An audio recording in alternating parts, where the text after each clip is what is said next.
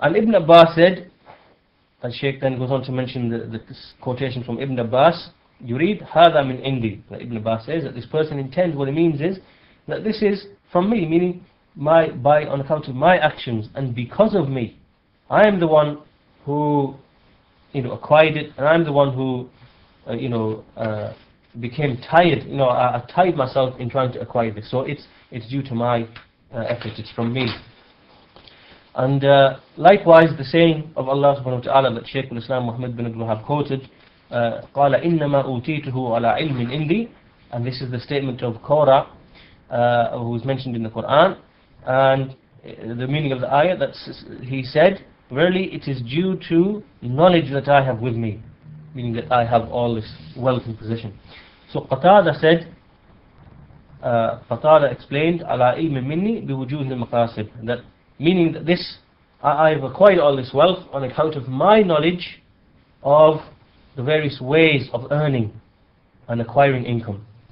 And other people said, other commentators said, على علم من الله أني له أهل, meaning, so there are two meanings here, and this one here is meaning that it's due to knowledge that Allah gave to me, because Allah knows that I was deserving of this.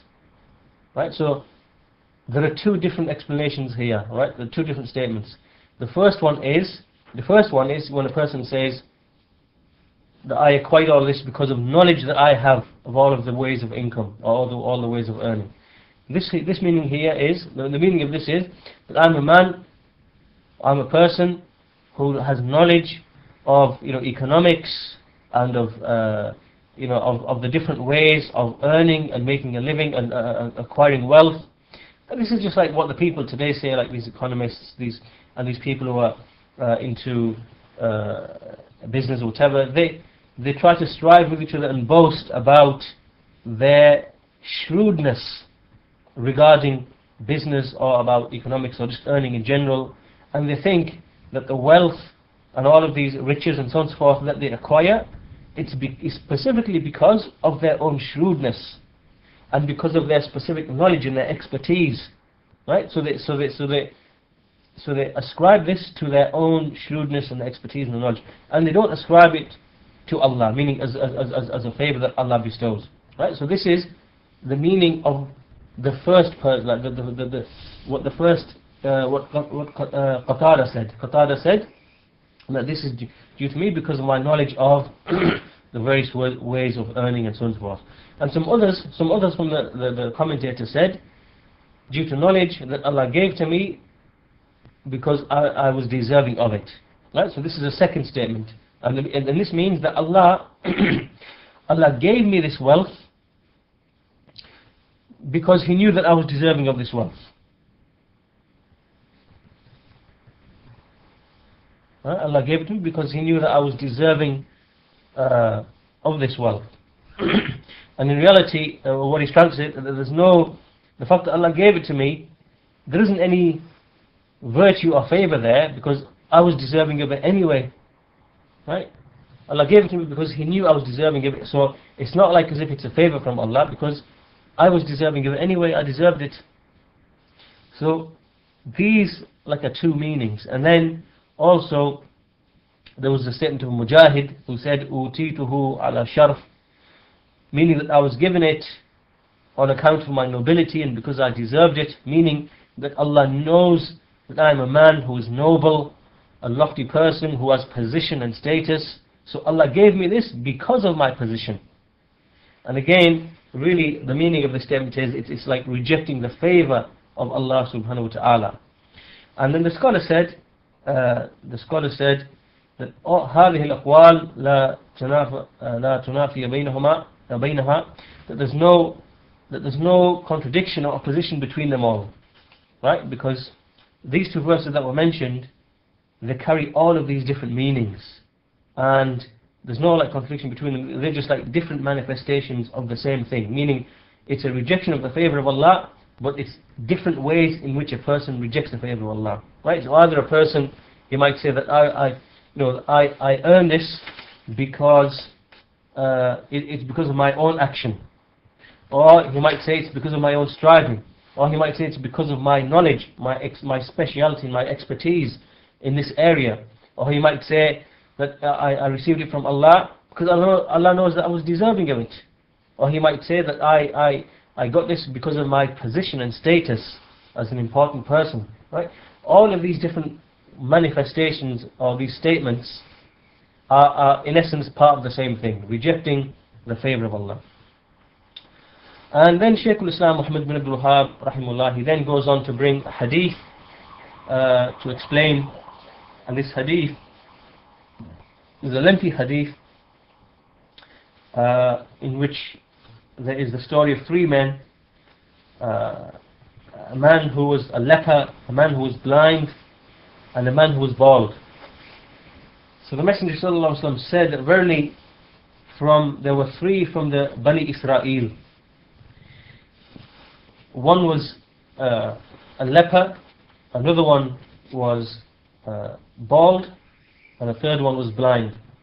So Allah wanted to test them, and so He sent to each of them an angel. So this angel, he sent to them an angel, and so the angel came to the first one, the leper, and he said, "Which is the most beloved thing to you?"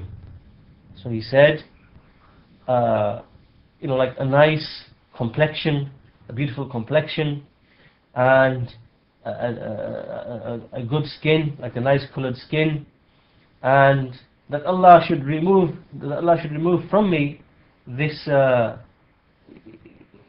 Allah should remove from me this thing on account of which the people dislike me for, on account of which the people are averse to me. So the angel then touched this man, and then his illness went away from him. This leprosy went away from him, and he was given a very good complexion and very nice and beautiful skin. And then the angel said to him, "Which of the possessions or belongings is the most beloved to you?" So he said, so this man said, either he said camels or he said cows. But the narrator, he couldn't really remember which exactly it was. So anyway, the man was given a pregnant camel, right? A pregnant pregnant she-camel, and then the angel supplicated and said, May Allah bless you in it. May Allah give you blessings in this camel."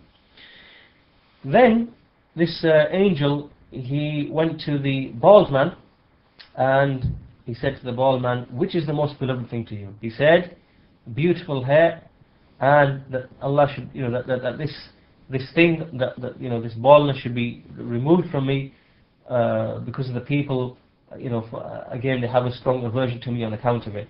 So the angel touched him, and then this baldness went, and he was given beautiful hair. And then the angel said to him, "Which of the wealth is more beloved to you?" So he said, so again he said either camel or cows.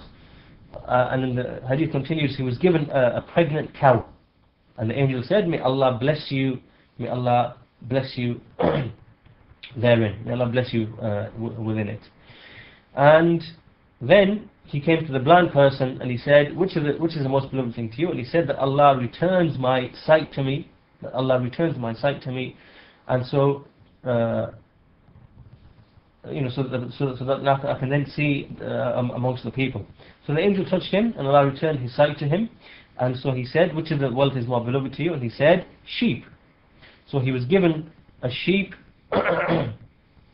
again he was given a sheep, and like two sheep, and as a result of these two sheep, there were others that were born, and as a result of all of this, what happened was that the first person had a whole valley of camels, and another person had a whole valley full of cows, and this third person had a whole valley full of sheep, right? Because the flock just grew and grew, and so now they had all of these possessions.